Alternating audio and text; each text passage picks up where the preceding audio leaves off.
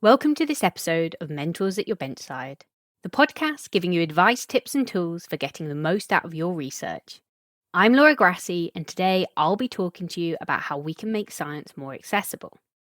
Have you ever thought about accessibility in science? Let's be honest, we scientists don't always present our science in ways that are accessible to everyone, and nor is lab-based science always accessible.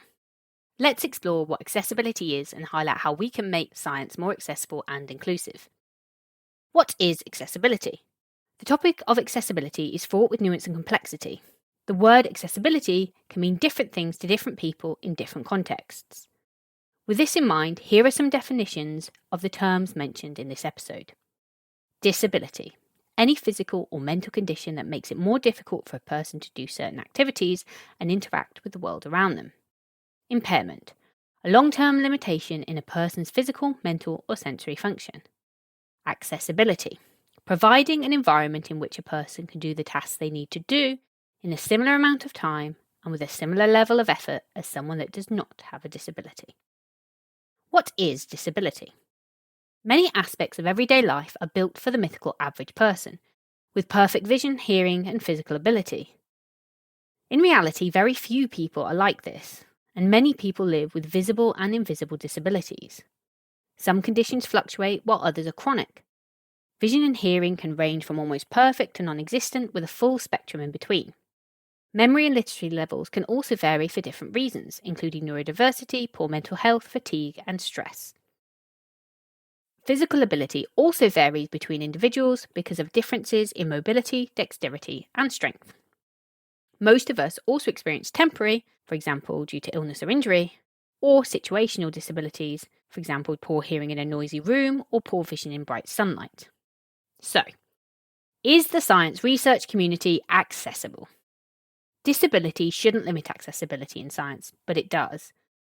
Diversity of thought and life experiences are essential to promoting good science, but if people who want to contribute to science are kept out of it due to a lack of access, this isn't good, and we should all be concerned. Think about the lab you work in. Is it accessible, for example, to someone in a wheelchair? Do you have access to ergonomic pipettes suitable for someone with repetitive strain injury, painful joints, or arthritis? Have you been to a conference that provides different accessibility options for attendees? Accessibility in the lab. Because experiences of a disability are broad, there are various ways in which science is inaccessible. Physical accessibility. Traditionally, wet labs have been designed for people with no physical challenges. For people who find it difficult or cannot sit on a lab stool, and those needing to use walking aids may need adjustable benches and wheelchair access to the labs. While this requires additional resources and planning, it's certainly doable and should be considered in all research institutes and organisations. Neurodivergent accessibility. Neurodivergence is a term used to describe someone who thinks, learns, or behaves in a way that is different from what is considered normal. Neurodivergent disabilities are not always visible. People with autism can be extremely sensitive to their environment. This means their senses can be overstimulated. Employers and PIs could provide sunflower lanyards or jam just-a-minute cards to improve accessibility in the lab or even at conferences. Both are recognised symbols of hidden disabilities or communication barriers. An individual can use these to let others know they need extra time and understanding in a simple and private way if they get overwhelmed, or are in a situation where they can't explain themselves. While there's no obligation on an individual to disclose their disability, in the case of hidden disabilities like autism, without disclosure, employers and organisations might not be able to implement the necessary changes to improve accessibility. Employers should encourage disclosure, provide safe spaces to do so, and be willing to follow through with tangible actions. For example, flexible working can let people work early or late when there are fewer people around and fewer stimuli. Or employers can change harsh lab lights for something softer. To learn more about neurodivergence, you may want to read Dr. Camilla Pang's book, Explaining Humans, in which she writes about her experiences as a scientist with autism spectrum disorder. Science communication accessibility issues. Colours and fonts in presentation slides.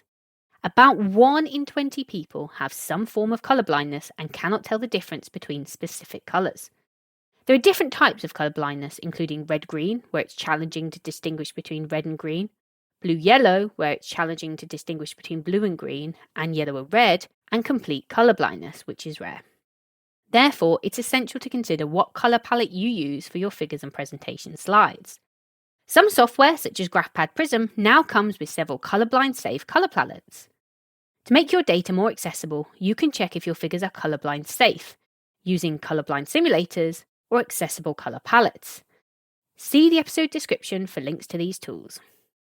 Font colours and styles can also negatively affect how some people can access and understand the data, with font style being particularly complex for some. Serif fonts have tails and ticks at the end of some letters, which can make them more difficult to read. Therefore, stick to sans serif fonts such as Arial. Some studies have even suggested that dyslexic readers prefer more humanist fonts, that is, fonts with unique forms for letters B and D. Several unique fonts have been developed to help dyslexic readers. See the original article for names and references to such fonts. Before selecting your font for your next presentation or even grant proposal, you might want to select one from the list of accessible fonts linked in the episode description. Promoting accessibility in research. Often, it's a lack of awareness that makes things inaccessible. Therefore, institutions should train managers and people in positions of authority to help them understand the different aspects that affect accessibility. For example, neurodiversity, physical disabilities, and impairments, and how to support people in the lab. Accessibility in science. What can you do? We can all do our part to promote positive changes that improve accessibility in science. But what immediate actions can you take? Here are some suggestions. Consider colour blindness and neurodivergency in your presentations. Consider using fonts suitable for dyslexic readers in your presentations and grant proposals and other writing. Read Dr. Julia Saraju's article on how we can achieve genuine inclusion of disabled scientists and science students. Take a look at Dr. Camilla Pang's book Explaining Humans to learn more about autism spectrum disorder from a scientist's point of view. Read your institution's information. Most institutions have guidelines and policies on accessibility and provision of assistive technologies and services for disabled users. Inform yourself by reading these guidelines and policies. And finally, speak to your supervisor, lab managers, and colleagues. So that's it for how we can make science more accessible. Check out the episode description for links to related articles and resources, and don't forget to subscribe to the podcast to get more help and advice from Mentors at Your Benchside.